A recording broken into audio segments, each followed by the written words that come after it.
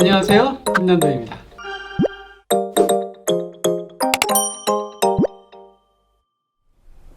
안녕하세요, 김난도입니다. 더 현대서울 인사이트라는 책에 대해서 설명드리고 있는데요. 제가 지난 영상에서 정말 어려운 입지에 정말 어려운 시기에 문을 열었던 더 현대서울이 큰 성공을 했다. 그리고 그 비결을 이번 영상부터 차례차례 말씀드리겠는데요. 그러기 위해서 저는 이 공간을 설명하는 하나의 개념이 필요했어요. 어떤 개념으로 이 모든 성공의 비밀을 하나로 응축할 수 있을까? 사실 책 쓰면서 그 개념 찾는 게 굉장히 고민이었는데요. 저희 공저자들과 막 휴일에 몇 시간씩 줌으로 회의하면서 이런 개념 저런 개념을 떠오르는데, 저희가 내세우는 개념은 바로 페르소나 공간이라는 뜻입니다. 페르소나라는 말은 가면이라는 뜻이죠. 옛날 그리스 로마 시대에는 이제 연극을 했대요. 연극을 할 때 얼굴에 다 배역을 하는 가면을 쓰고 연극을 했다는 거죠. 그 가면을 그리스 말로 페르소나라고 했다는데, 그러니까 우리 본질적 자아와 표현되는 자아를 말하는 것이겠죠. 근데 C.G. 융이라는 심리학자가 요 페르소나란 말을 살려내가지고 우리가 가지고 있는 어떤 인격, 정체성, 이제 이런 것들을 페르소나라고 표현을 했죠. BTS도 아마 페르소나라는 노래가 있을걸요. 저는 그 노래 가사 보면서 정말 BTS는 BTS다. 이 현대 젊은이들이 가지고 있는 이 정체성의 고민을 정말 잘 표현했다. 그런 생각한 적이 있어요. 저희도 트렌드 코리아에서 멀티 페르소나라는 단어를 발표한 적이 있습니다. 그냥 페르소나만 갖는 것이 아니라 현대인들은 여러 가지 페르소나를 동시에 가지고 있다. 저희 이제 그 개념을 트렌드 코리아 1번으로 그때 썼었는데요. 개념이 너무 어려워서 이런 거 써도 되나? 그리고 내심 고민이 많았는데, 오, 대박. 그 용어 나오고 한 몇 달 있다가 유재석 씨가 부캐라는 개념을 들고 나오신 거예요. 그래서 뭐 유산슬인가 뭐 하면 지미유 뭐 이런 여러 가지 부캐를 혼자서 5가지, 6가지 부캐를 소화하시는 모습을 보이고, 우후죽순으로 다른 연예인들도 이제 부캐를 개발하시고, 요즘은 일반인들도 나는 뭐가 부캐야, 또 부캐로 나는 돈도 벌어, 뭐 이제 이런 식으로 부캐 개념이 굉장히 활성화됐어요. 그래서 멀티페르소나는 이제 단순한 트렌드 용어가 아니라 우리 시대를 규정하는 아주 중요한 용어가 됐다고 생각을 합니다. 이처럼 페르소나가 또는 정체성이 중요해지는 굉장히 중요한 이유는 현대의 매체가 많아지고 내가 나를 표현해야 될 상황이 다양해지고 있기 때문이지요. 이런 시대에 어떤 특정한 공간이 저기는 나만의 공간이야, 내 정체성과 동일한 공간이야, 여기서 나를 찾을 수 있는 공간이야, 이렇게 느낄 수 있다면 그 공간은 사람들이 몰릴 것이다 하는 게 저희 가설인 거죠. 그리고 그런 공간을 방금 말씀드린 대로 페르소나 공간이라고 이름을 붙였습니다. 사실 페르소나에는 또 한 가지 의미가 있습니다. 기업에서 마케팅이나 제품 개발 해보신 분들은 아마 좀 써보셨을 텐데요. 이 제품은 고객 페르소나가 뭐야? 이번 마케팅에서는 타겟 페르소나를 뭐라고 줬어? 이렇게 이름을 붙이는 경우가 있죠. 제가 더 현대서울 성공 비결 얘기하면서 타겟이라는 말을 아주 많이 하게 될 텐데요.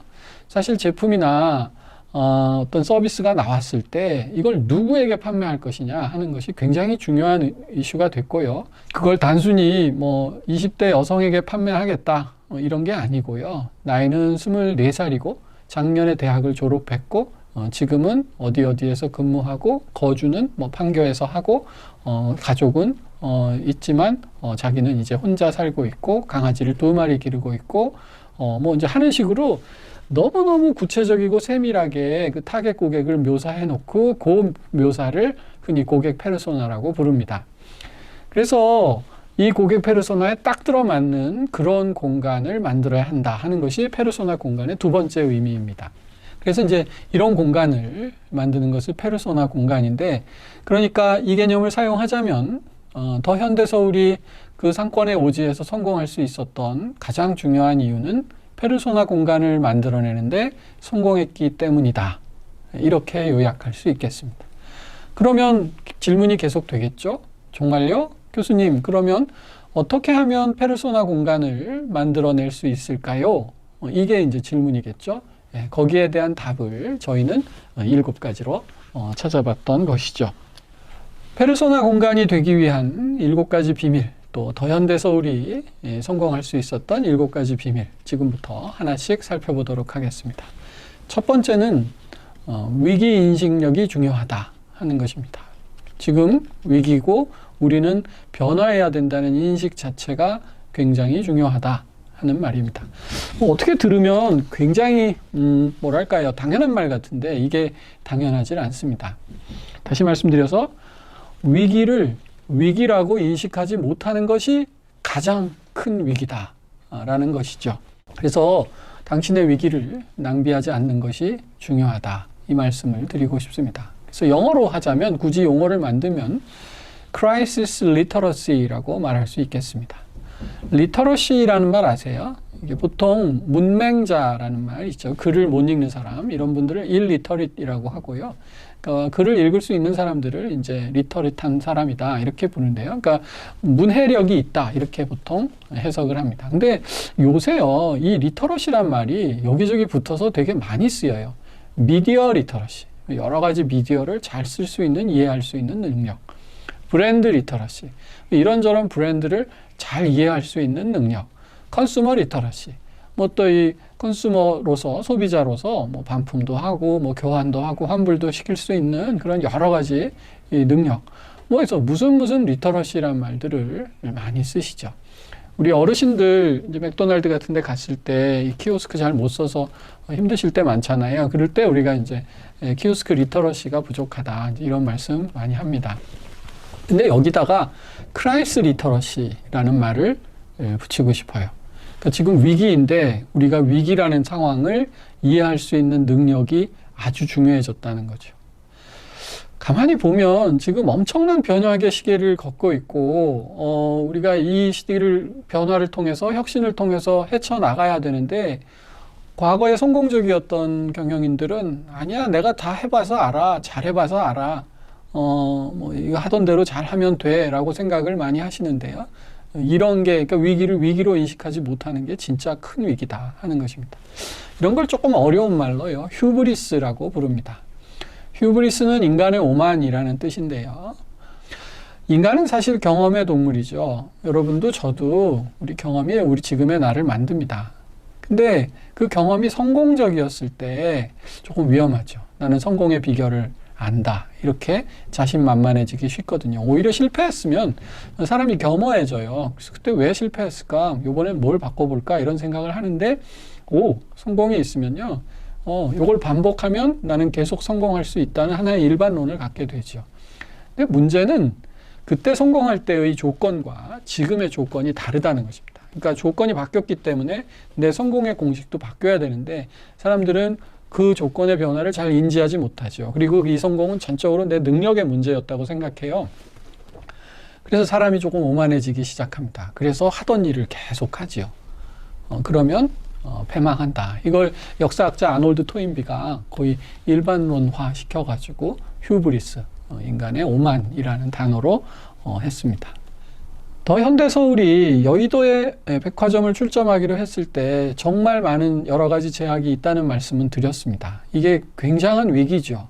그렇다면 기존에 했던 백화점을 오픈하는 방식으로는 그대로 했다가는 그대로 망할 수밖에 없다는 위기의식을 전 직원이 공유했던 것 같습니다. 그래서 이런 작업을 하셨다고 들었습니다. 현대백화점 그동안 그룹이 여러 대한민국의 여러 백화점들을 출점을 시켜왔을 거잖아요. 그렇게 출점시키면서 했던 우리 성공 비결을 한번 적어보자. 그리고 모여 앉아가지고요, 성공 비결을 쫙 리스트업을 했대요. 그랬더니 한 60개 정도가 나왔는데요. 이 60개를 어떻게 했을까요? 자, 이제 이걸 따라보자, 이런 게 아니고 여기에 나오는 건 하지 말자, 이렇게 결의하셨다고 그래요. 그러니까 자신의 성공을 부인할 수 있었던 거죠. 사실 성공 체험을 부인한다는 것이 사실 굉장히 어려운 일인데, 더 현대 서울의 성공은 사실은 과거까지의 성공 체험을 전적으로 부인함으로써 휴브리스에 빠지지 않았다. 이게 첫 번째 비결이었다고 하겠습니다. 그러면 이 휴브리스의 부인은 어떤 식으로 나타났을까요? 전 두 가지를 얘기하고 싶은데요. 첫 번째가 명칭입니다. 여러분, 저도 지금 강의하면서 계속 여의도 현대백화점, 현대백화점 여의도점 이제 이런 표현을 자꾸 쓰게 돼요. 왜냐하면 우리 지금까지 백화점을 부르는 명칭이 그렇게 일반화되어 있기 때문입니다. 뭐 현대백화점, 판교점, 그죠? 뭐 현대백화점, 압구정점 이런 식으로 그 백화점 브랜드를 먼저 얘기하고 그리고 그 점이 위치하고 있는 장소를 보통 얘기하는데요. 그럼 명확하게 인지할 수 있죠. 그리고 그 앞에 뭐 현대, 신세계, 롯데 같은 좋은 브랜드 파워를 그대로 가져갈 수 있는 거지요. 근데 여기는 현대백화점 여의도점이 아니고 더현대 서울입니다. 더현대는 사실 현대백화점 그룹이 그동안 해온 새로운 네이밍입니다. 사실 더현대 서울이 처음은 아니고요. 아마 판교에서도 더현대라는 명칭을 쓰고 있고 여기 홈페이지 들어가 보시면 더현대라는 명칭은 좀 쓰고 있지만 더현대 서울처럼 더현대 브랜드를 적극적으로 전면에 내세운 건 처음이라고 할 수 있겠습니다. 재밌는 건 뒤에 붙어 있는 서울이에요. 이게 여의도에 생겼으니까 더현대 여의도 뭐 이렇게 돼야 할 거잖아요. 근데 전편에서도 말씀드렸듯이 여의도에 너무나 제약이 많기 때문에 여의도의 백화점을 지향해서는 너무 실패가 뻔하다. 그렇다면 무엇으로 할 것인가? 내부적으로 한 10개 넘는 대안을 가지고 고민하시다가 더현대 서울로 낙점을 했다고 합니다. 그러니까 서울의 가장 대표적인 더현대가 되겠다. 여기 망하면 더현대 서울은 서울엔 두 번째로 생길 수 있는 곳이 없잖아요. 지금 더현대 대구는 준비 중이라고 들었는데 서울에는 거의 유일무이한 브랜드가 되는 겁니다. 그렇다면 이제 배수의 진을 친 거죠. 그래서 이름을 바꾼다는 건 보통 자기 정체성을 바꾼다는 것인데 그냥 마케팅 측면에서 네이밍만 바꾼 것이 아니라 백화점 운영을 완전히 환골탈퇴하겠다. 그런 각오가 이 더현대 서울이라는 명칭에 배어 있다 하는 것입니다. 이걸 페르소나 공간 개념하고 연결시키면요. 저는 신의 한 수의 네이밍이었다 그런 생각이 듭니다. 그러니까 여의도점이면 이제 여의도 금융권에 다니시는 분들 또 여의도에 거주하시는 분 중에서 소득이 높으신 분들 이런 분들을 타겟으로 하게 될 거잖아요. 그러니까 뭐 다들 아는 유명한 명품을 입점시키는 게 중요하고 아마 이제 더 쾌적하고 여의도에 특화된 그런 상품을 많이 준비해야 했겠죠. 근데 여의도는 너무 왜소한 상권이니 차라리 서울을 선망하는 사람들을 타겟으로 하자. 서울의 대표적인 백화점이 되자. 그런 네이밍을 담은 것입니다. 사실 서울은 아주 국제적인 도시죠. 그리고 외국 많이 여행하시고 돌아오면서 인천공항에서 다 무슨 말씀 하시죠? 야, 씨, 서울 같은 만한 곳도 없어. 이런 얘기 하잖아요. 그래서 세계의 많은 젊은이들이 서울러라고 부르는데 서울러들의 라이프 스타일을 동경하고 저도 외국에 가보면 이 서울 젊은이들처럼 세련되게 옷 입고 멋지게 화장한 친구들도 많지 않은 것 같아요. 그래서 특히 중국이나 동남아시아 친구들은 서울 사람들이 어떻게 화장하고 어떻게 옷을 입고 이런 거에 관심이 아주 많습니다. 그러니까 글로벌 시티에서 이 서울을 대표하는 좀 그런 쇼핑센터가 되겠다. 그런 백화점이 되겠다. 이제 그런 지향점을 보여준 것이죠. 근데 그렇게 하자면 너무 넓잖아요. 그래서 여기가 한 곳이 그 중에서도 MZ세대에 집중한 것이었습니다. MZ세대는 밀레니얼 세대, Y세대와 Z세대를 합친 말인데요. Y세대가 1980년생부터 시작하니까요. 그리고 Z세대는 95에서 한 2009년까지 생을 얘기하니까 그러니까 20, 30대 젊은 소비자들을 타겟으로 하겠다 하는 것이죠. 사실 이 세대는 구매력은 좀 약한 편입니다. 아직 소득이 그 위인 40대나 50대, 60대보다는 소득이 약하기 때문에 구매력 측면에서는 조금 처질지 모르지만 대신 굉장히 트렌드를 선도하고 또 바이럴 파워랄까요? 입소문을 굉장히 활발하게 내는 그런 세대다. 그래서 구매력 많은 40대 이상은 포기하더라도 대신 전 세계 MZ세대는 서울러를 꿈꾸는 한 여기 오게 만들겠다 하는 것이 새로운 지향이 됐던 것이죠. 그래서 기존의 백화점들이 문을 열면서 자기 타겟을 설정했던 것과는 완전히 다른 접근을 보여줬다.